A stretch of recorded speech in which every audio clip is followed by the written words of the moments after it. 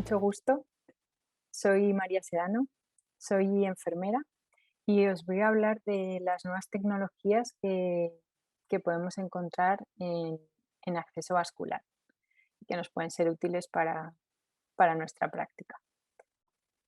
Eh, Como os he dicho, soy enfermera con experiencia en cuidados críticos y radiología intervencionista desde hace casi 20 años. Soy especialista en acceso vascular y en la actualidad trabajo para Teleflex como responsable clínico de acceso vascular en Europa.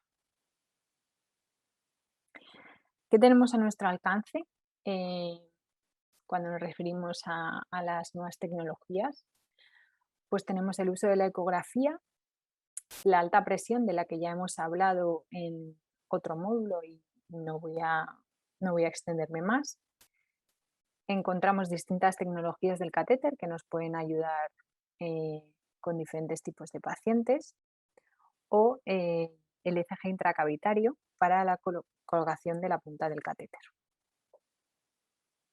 Vamos a ir viendo una a una. ¿Qué, qué podemos decir de la ecografía? El uso de la ecografía está apoyado por numerosas asociaciones internacionales. Aquí podéis ver algunas de ellas. Eh, Como sabéis, la más reciente es el INS, que acaban de sacar la actualización a primeros de año. Eh, en el estándar 22, que nos habla de la tecnología de la visualización vascular, eh, nos habla de utilizar este tipo de tecnología para aumentar el éxito de la inserción del dispositivo de acceso vascular más apropiado y menos invasivo, minimizando así la necesidad de pasar a un dispositivo innecesario y más invasivo y para reducir las complicaciones relacionadas con la inserción.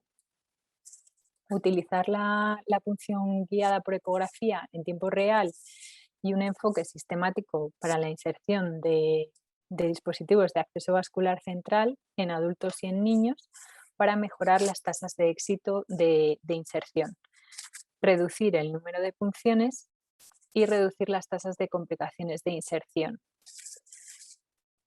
Em, ¿Para qué nos recomienda además? Evaluar la anatomía antes de la inserción cuando se utiliza la ecografía para identificar anomalías vasculares, como por ejemplo una oclusión o una trombosis, para evaluar el diámetro de los vasos.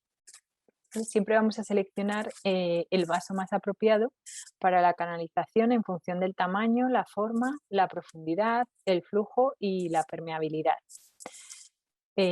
Vamos a poder identificar posibles estructuras que debemos evitar, como nervios o arterias, eh, en las proximidades de la inserción. Y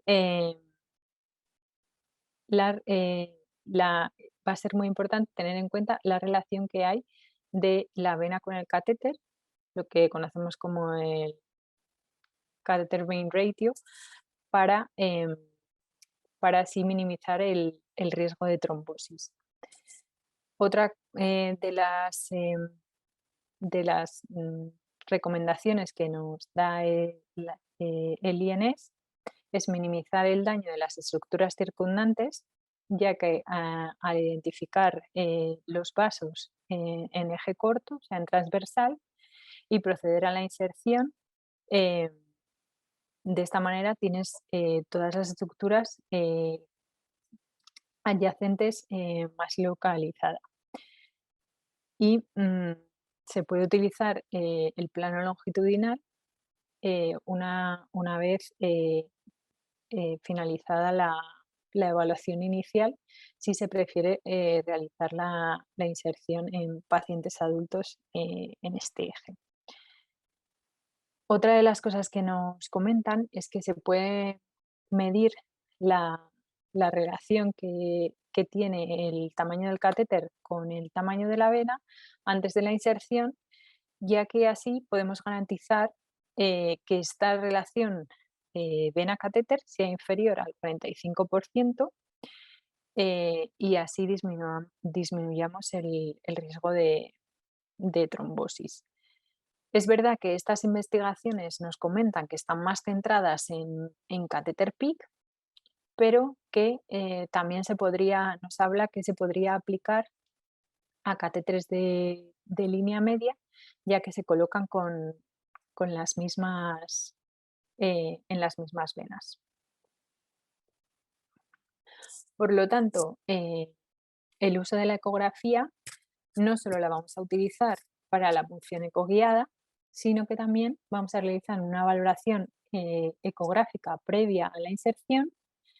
Lo recomendable es hacerla de manera sistemática, por eso tenemos el- la técnica RAPEVA para realizar esta valoración de manera sistemática y así no olvidarnos de ningún, de ninguna base que tengamos que evaluar. Nos va a ayudar en la punción ecoguiada, como hemos dicho, va a disminuir, va a aumentar la tasa de inyección y a posteriori, tras la implantación, la ecografía nos puede ayudar a comprobar si existen complicaciones, tanto durante la inserción como a posteriori, durante el mantenimiento del catéter. ¿Qué ventajas nos va a traer la ecografía? Pues promueve la seguridad del paciente, ya que permite la visualización de los vasos en tiempo real. mm, Depende de las circunstancias de cada paciente, pues no siempre vamos a tener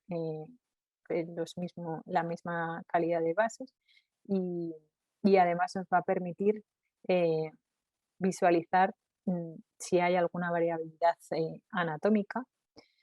Es un dispositivo portátil, con lo cual nos lo podemos llevar y hacer la inserción a pie de cama del paciente.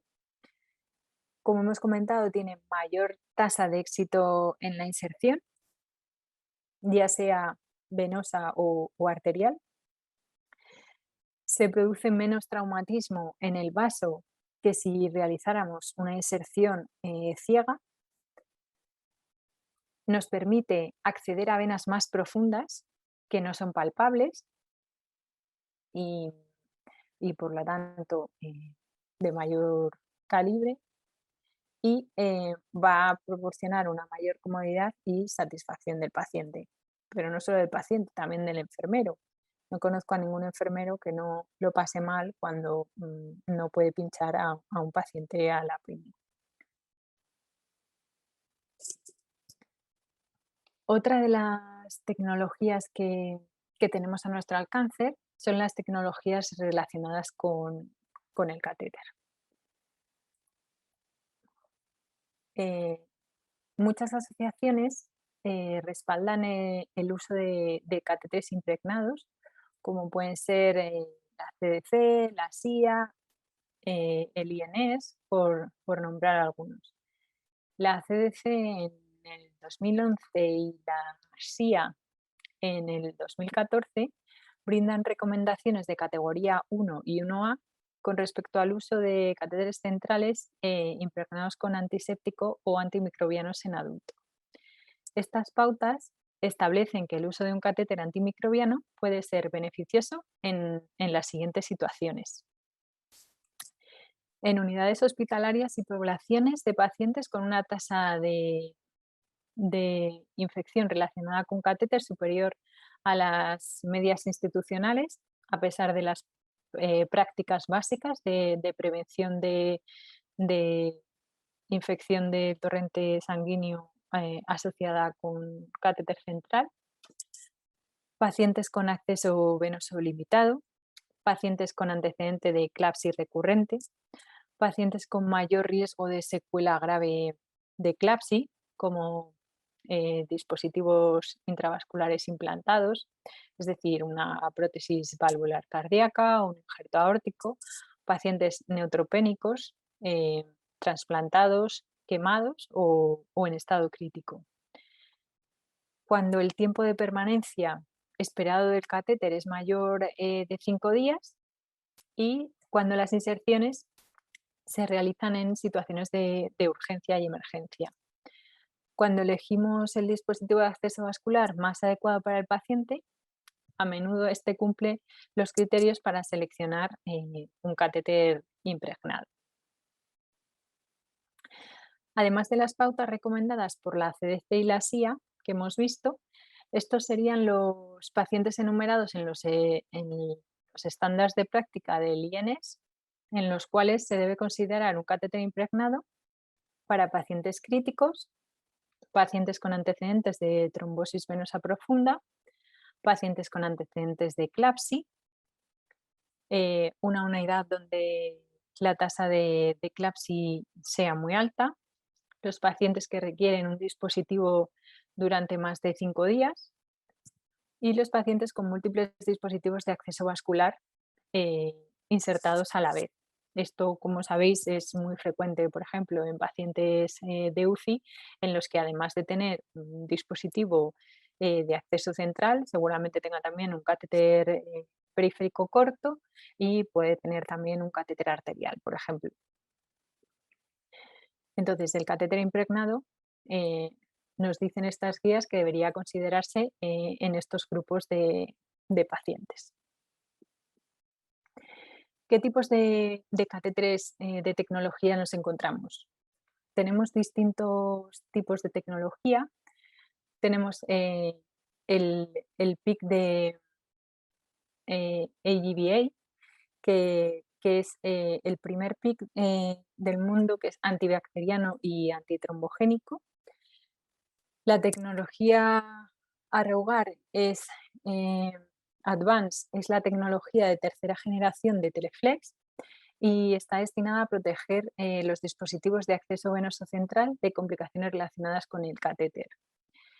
Este catéter eh, eh, nos permite una liberación controlada de clorexidina desde las superficies tanto externas como internas del catéter y además las líneas de extensión y los conectores. Esta protección inhibe la colonización microbiana en el catéter frente a un amplio espectro de microorganismos, incluyendo los más frecuentes en las bacteriemias asociadas con catéteres. También inhibe la formación de la vena de fibrina y la respuesta inflamatoria que conducen a trombosis asociadas al catéter, oclusión e hiperplasia. El catéter Arrogar Advance, como podéis ver, sí que admite la inyección a presión y como hemos hablado, podéis ver cómo nos dice que el flujo máximo que admite el catéter son 5 mililitros por segundo, ¿vale? En cuanto a las características del PIC, si recordáis del otro módulo, por ejemplo, veis cómo es un diseño no codificado que mantiene la medida de los 5,5 French, en este caso, que es un catéter de 2 luces, durante todo el catéter. Y además sería un ejemplo de las salidas escalonadas, como este catéter que tiene 2 luces tendría una salida proximal y una distal, que haría que la medicación no saliera en la misma zona y así evitar la precipitación de la medicación. La tecnología del catéter Arrogar Advance lo que tiene es un mecanismo de acción frente eh, a las infecciones del torrente sanguíneo. La clorexidina es una molécula cargada positivamente que se une a los lugares de carga negativa de la pared bacteriana e interfiere en la ósmosis. La captación de la clorexidina por la bacteria es muy rápida, en apenas unos 20 segundos, y en bajas concentraciones la clorexidina afecta a la integridad de la pared celular. Una vez la pared celular ha sido dañada, la clorexidina penetra en la célula y ataca la membrana citoplasmática. El daño en la delicada membrana citoplasmática semipermeable permite la salida de los componentes intracelulares al exterior y conduce a la muerte celular, que es conocida como la actividad bacteriostática de la clorexidina. Y en altas concentraciones la clorexidina lo que va a provocar es una solidificación del citoplasma, que es lo que conocemos como la actividad bactericida de la clorexidina. El catéter Arrogar Advance eh, nos va a proteger contra la obstrucción por trombos, ya que una reducción en la oclusión intraluminal trombótica, que se evidencia con una reducción del 51% tras la presión de descarga para eliminar un trombo, tiene una protección antitrombogénica con un 92% de reducción de acumulación de vaina de fibrina en las paredes del catéter, protección antimicrobiana, ya que está eh, categorizado como los 4, que significa que tiene un 99,99% de reducción de la colonización frente a bacterias gram positivas, gram negativas y hongos. Además, tiene una protección contra la hiperplasia de la íntima, un promedio del 72% menos de hiperplasia de íntima después de 30 días en estudios. Otra de las tecnologías que podemos encontrar es el PIC BioFlow con tecnología Endexo. Se ha demostrado que reduce la acumulación de trombos. Esto se evaluó mediante modelos in vivo e in vitro y estas evaluaciones no necesariamente predicen el rendimiento clínico con respecto a la formación de trombos. No lleva heparina, ni recubrimiento, ni impregnación. Directamente está fabricado con este tipo de tecnología. Es un polímero integral, permanente y no liberador, que está mezclado con el poliuretano en el eje del catéter. Proporciona así un material de catéter más resistente a la acumulación de componentes sanguíneos. El PIC BioFlow ha demostrado un 87% menos de acumulación de trombos en una superficie en comparación con los PIC de uso habitual, según el recuento de plaquetas. Son resultados de pruebas de laboratorio que pueden no ser indicativos de resultados clínicos.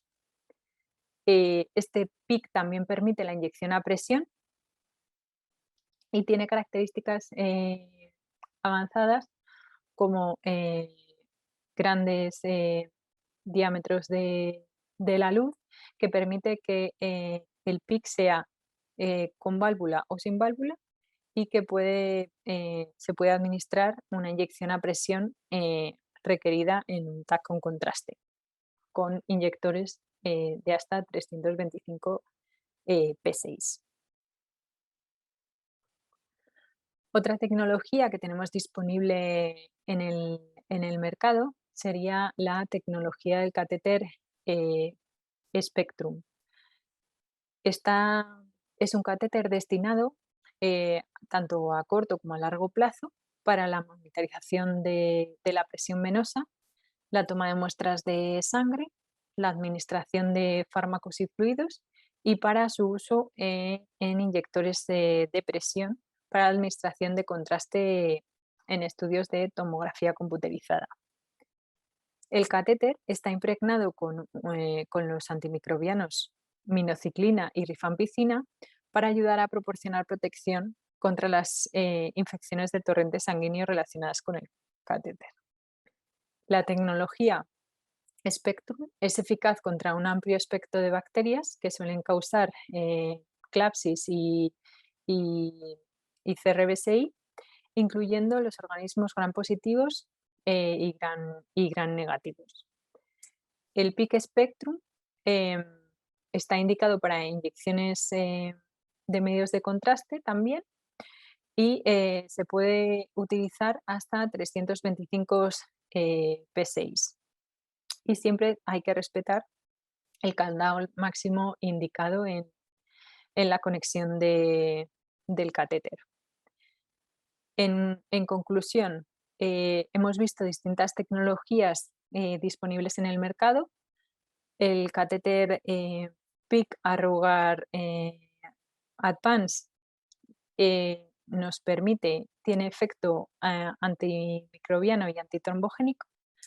Hemos visto cómo el catéter con tecnología en Texo, BioFlow, tiene efecto antitrombogénico y como el catéter con Spectrum tiene un efecto antimicrobiano. Otra de las tecnologías que podemos encontrar y que es muy útil a la hora del acceso vascular sería el uso del ECG intracavitario para la localización de la punta. La fluoroscopia, la radiografía de tórax, la ecografía y el ECG intracavitario son los 4 métodos actuales de confirmación y pueden utilizarse en colaboración. Teniendo en cuenta el mayor coste y los riesgos de exposición de las radiaciones ionizantes, no es necesario realizar una radiografía tras el procedimiento si se disponen de métodos alternativos. El ECG intracavitario está recomendado por el INS como la tecnología preferida para identificar la ubicación de la punta y ha demostrado ahorrar tiempo, ser segura y fácil de realizar. La localización de la punta del catéter se indica por los cambios visibles en la amplitud y en el patrón de la onda P en el electrocardiograma intracavitario.